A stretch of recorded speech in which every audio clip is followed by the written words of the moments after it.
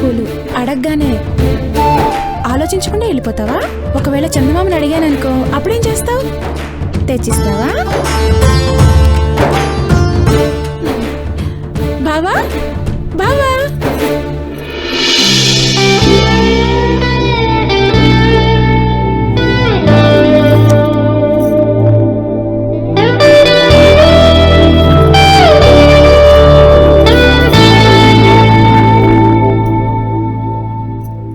నా కోసం ఏం తెచ్చావు బావా?